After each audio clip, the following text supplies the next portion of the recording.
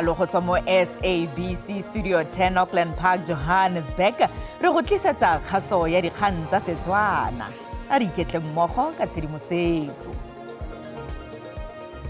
When there are issues, we talk, and I'm confident that we will resolve the differences. Mo kgasong eno re utlwa fa tlhopho ya ANC ya go atlanegisa tekanyetsokabo e tekateka pele ga voutu e ka ga morero ono. We are sending a strong message to the courts. No mercy. Puso e rotloediwa go samagana mo go tseneletseng le melelwane ya naga e ba le bantsi ba dumelang e na le seabe mo selong se se kwa godimo sa bosenyi mo nageng. Lefapha la Dikgwa, Botshwaratlhapi le Tikologo la re Aforika Borwa o samagane le go itlhaganedisa morero wa phokotso ya kgotlelego ya loapi.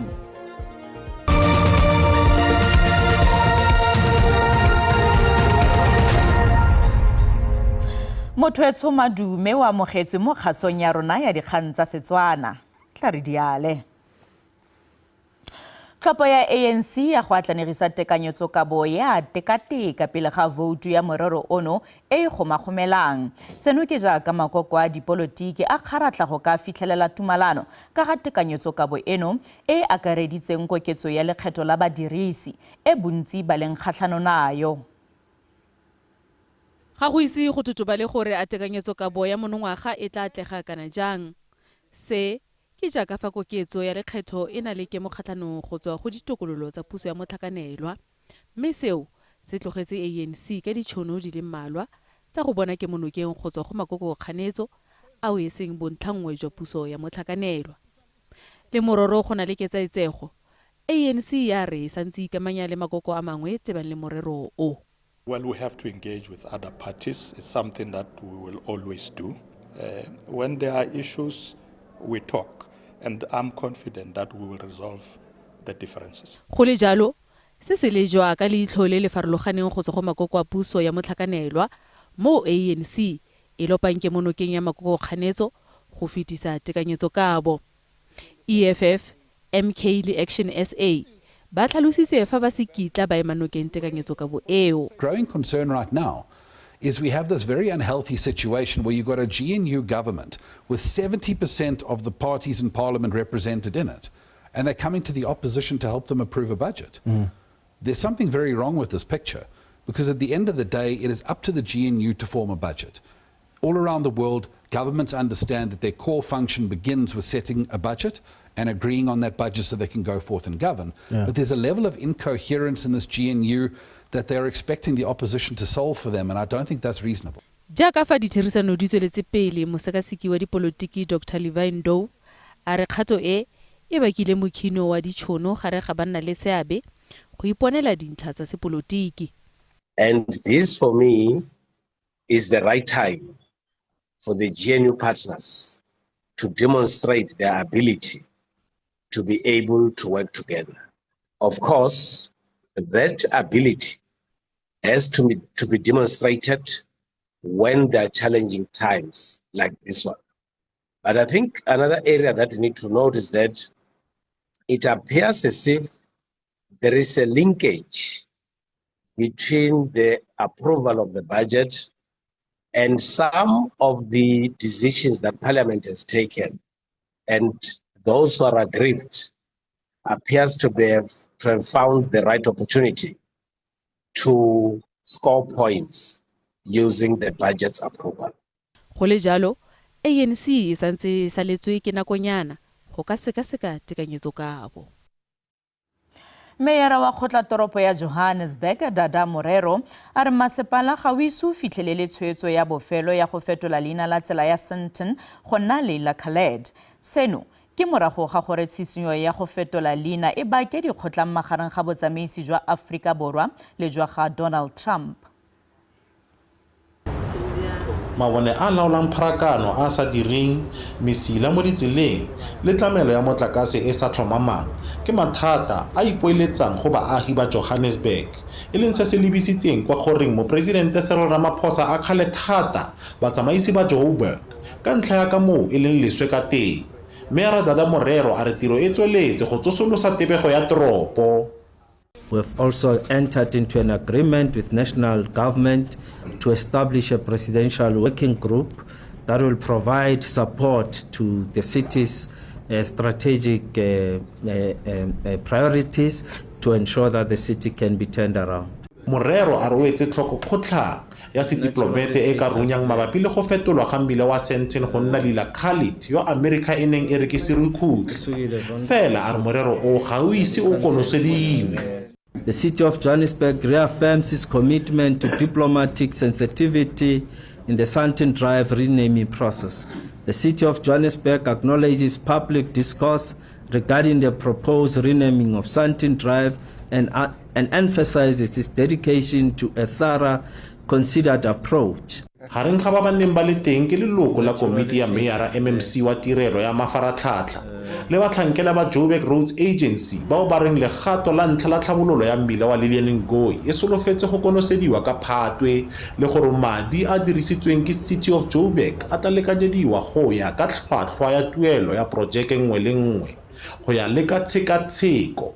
In terms of us being on site, we are 100% on site. There's a contract on site with the employees. They are working.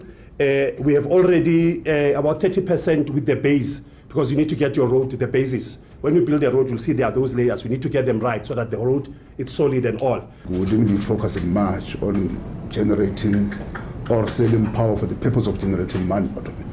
It was more of social. As we realize that some of our rates and how we charge unit price of electricity will be lesser to Eskom. Ka ga motlhatloso o kwa godimo o tlilong go ngangisanelwa fa kgotla ya mmasepala e kopana. A re gape ba tsweletse ka maano kwa Joburg Water go fedisa go dutla ga metsi le go tokafatsa thebolo. Ofentse Stimo, SABC News, Johannesburg. Tona ya dikgwa botshwaratlhapi le tikologo Ngaka Dion George a re Afrika Borwa o tlile go leka ka natla go itlhaganedisa morero wa phokotso ya kgotlelego ya loapi le seabe sa botlhe mo morerong ono. George o ne a eme ka lefoko kopano ya mafaratlhatlha ya komiti ya tiro e ka ga tikologo le loapi ya G20 e eteletsweng pele ke Afrika Borwa. South Africa's G20 presidency has outlined an ambitious agenda for this working group. The 5 interrelated priorities of the Environment and Climate Sustainability Working Group provides us with an opportunity to address multiple complexities within this complex context while advancing the achievements of the Sustainable Development Goals. These priorities have been carefully chosen. They build on the successes and key outcomes of the previous G20 Environment and Climate Sustainability Working Group presidencies.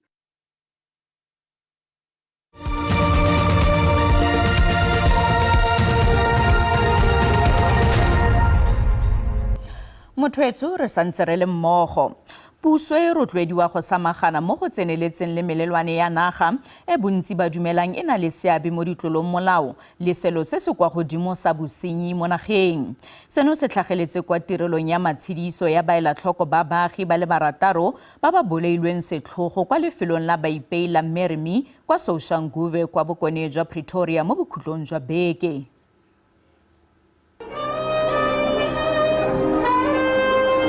Ba malapa a batswa setlhabelo ba bonagetse ba utlwile botlhoko le go lelela ba masika a bone.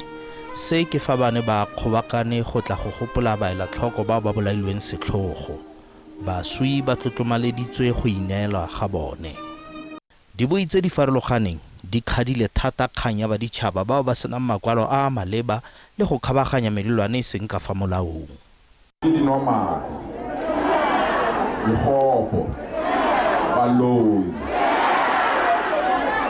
You are sending a strong message to the courts. No mercy. You are sending a strong message to the courts. Justice for all. You are sending a strong message to the courts. No bail. You are sending a strong message to the courts. You are sending a strong message to the courts. Hold on, we are bringing others to the same court. Batlhankedi ba kaile fa ba ka setle go ikgatolosa bao ba tshosetsang baagi ga mmogo le makala ao a lekang go le re tshireletso mo baaging. Kgabagare Imbizo e neng e rulagantswe go tshwarwa morago ga tirelo ya matshediso e buseditswe morago ka ntlha ya pula. Lepodisi le le batlisisang kgetsi ya tuediso le tshenyo ya ka bomo ya dithoto kgatlhanong le tokololo ya maloba ya SAA ya Kwinana le boleletse kgotlatshekelo ya magistrata wa East London gore yo mongwe wa ba magae a bone a sentsweng kwa lefatsheng la ga Kwinana kwa polaseng ya Rockville ga jana o nna mo teng ga sejanaga sa gagwe.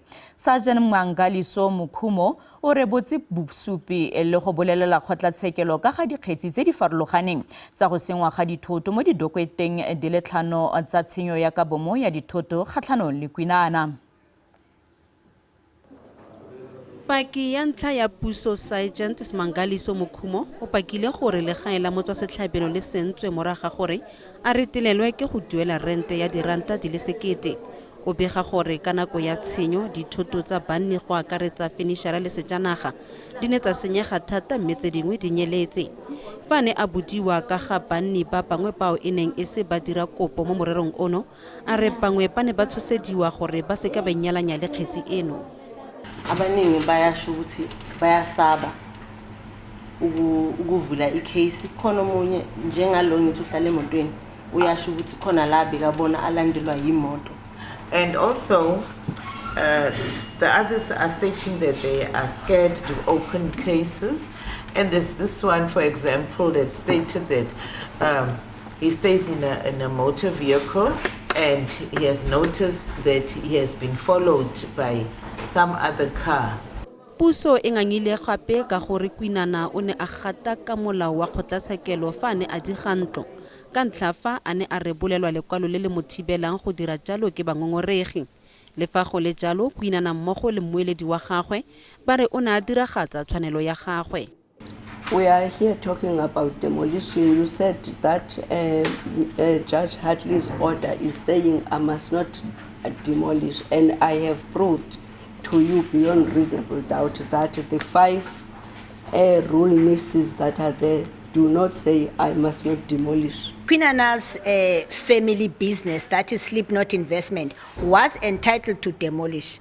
That order has never been set aside. And if you listen to the testimony of the investigating officer, they have not even touched on the relevance of those orders. Mukhumo o tla bo a santse a le ka fa tlase ga maikano fa morero ono o tswelela ka moso. Kwinana o tlile go nama a le kwa ntlo le fitshwana.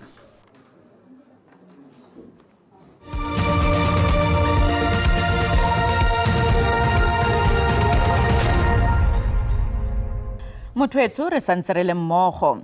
Masepala wa Magareng o akaretsang Warrendene le motsesetoropo wa Ikhutseng kwa Northern Cape wa re tshenyo ya ka bomo ya mafaratlhatlha e kgoreletsa matsapa go tokafatsa tlamelo ya metsi kwa masepaleng ono.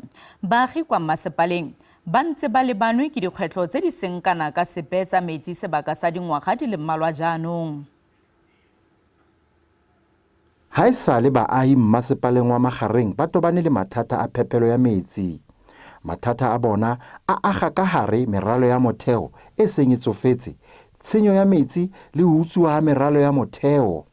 Ka selemo sa 2023 baahi ba hlokile metsi selemo kaofela ka morao re peipi e ba fepelang metsi e phatlowe nokeng ya Lekwa. Da pula ena yana ga tlo re dibeletsa metsi re tla re nwa metsi ya pula.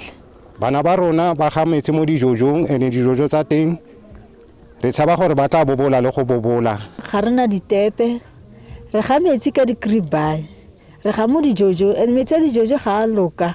Masepala ona o ntse o ena le mathata le ha lefapha la metsi le lefapha la matlotlo ba tsetetse diranta tse dimilione tse 20 tsa meralo ya motheo. Seo re batlang go se tlhalosa hela ke gore re santse re itemogela kgwetlho mo mafaratlhatlheng a rona a tsweletseng go sengwa, mme dikgwetlho tseo re nna re ntse re semagana le tsone ka go nna re ntse re baakanya. Go sa le jwalo Jacobs o re ha jwale ba mokgahlelong wa boraro wa ho lokisa meralo ya motheo le ho hokelwa ha dipeipi tse ntjha. Ditanka tse 2 tsa metsi di setse di agilwe go netefatsa gore boagi jwa rona bo tswelela go amogela metsi.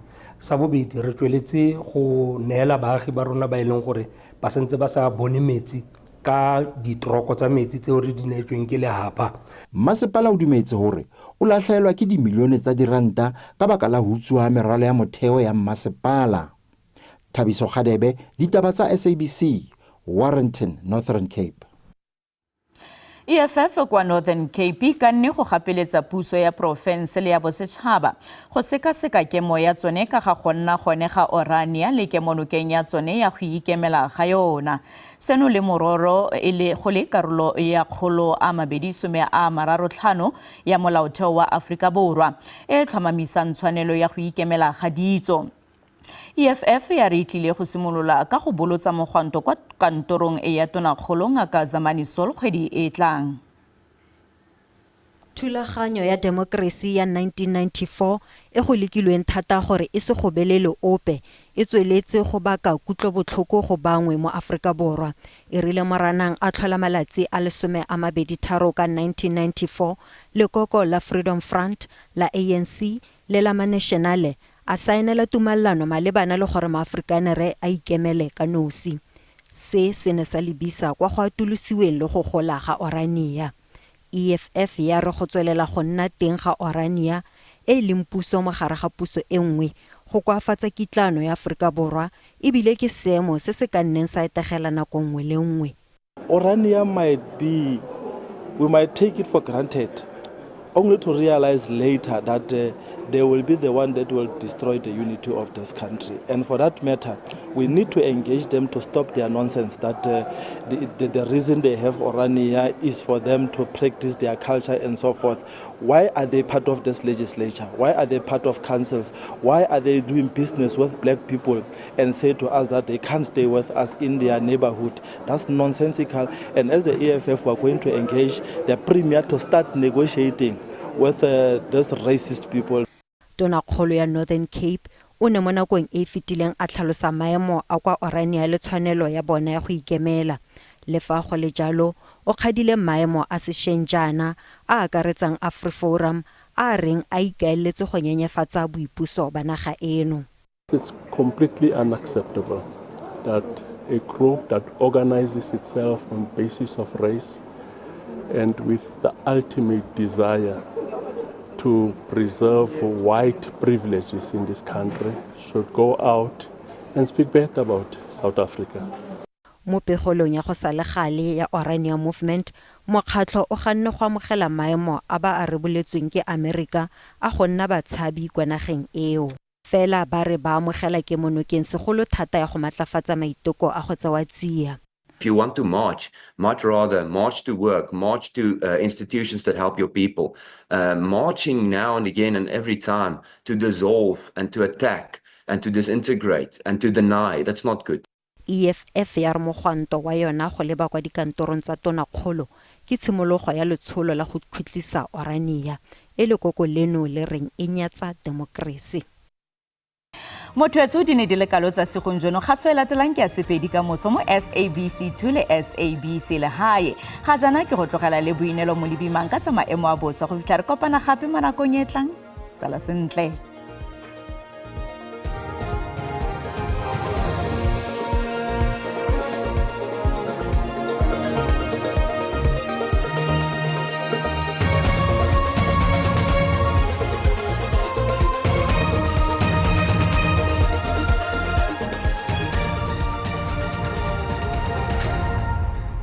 Ke leboga ke adimile ke le dumedise babogedi go gae a re lebelle maemo a bosa bosigo jo fa re lebella mo karolong ya Free State go tla nna le pula diperesente di le 60, fa re lebella mo bokone jwa naga le teng go tla nna le masaresare na pula diperesente di le 30 ka moso dipula di a tswelela fa re lebella mo karolong ya Free State go tla nna le gone go nna le muwane karolo ya Gauteng e tla nna le pula diperesente di le 80 mme bontsi jwa naga le teng go tla nna le gone go itemogela pula ba maemo a bosa ba re tsibusa ka dipula tsa matla ka dibi mo bogare jwa naga go ralla karolo bokone bone jwa naga mme bontsi jwa naga bo tla nna le gone go apoga ka moso le teng fa re lebelela mo karolong ya Gauteng go tla nna le dipula tsa maatla ka dibe mme pula e maatla e tla nna le gone go rarela karolo ya Lebopo fa re lebelela bophirima jwa naga go tla nna le gone go nna le melelo ya naga lebelela di-temperature tsa rona Gauteng fa re lebelela Johannesburg re gata di le 16 go a go di le 23 free e nageng ke re gata di le 16 go a go di le 24 lebelela mo Limpopo mo profenseng go tla nna le pula Polokwane ke re gata di le 17 go a go di le 25 Bela-Bela ke re gata di le 18 go a go di le 28 Mpumalanga mo profenseng go tla nna le masarasarana pula emelo ke re gata di le 15 go a go di le 21 Middelburg ke re gata di le 16 go a go di le 23 kwa Zulu-Natal go tla nna le tlhabo ya letsatsi mo profenseng Pietermaritzburg ke re gata di le 16 go a go di le 20 Durban ke re gata di le 21 go a go di le 24 Eastern Cape fa re lebelela Graaff-Reinet ke re gata di le 10 go a go di le 25 Gqeberha ke re gata di le 15 go a go di le 24 Western Cape fa re lebelela Beaufort West ke re gata di le 13 go a go di le 27 fa re lebelela Worcester go tla nna mogote mo Thapameng ke re gata di le 30 Northern Cape fa re lebelela Carnarvon ke re gata di le 14 go a go di le 30 Sutherland go tla nna tsididi mo mosong ka di gata di le 7 go a go di le 27 Free State go tla nna le pula Bloemfontein ka di gata di le 14 go a go di le 29 Vicksburg ka di gata di le 12 go a go di le 24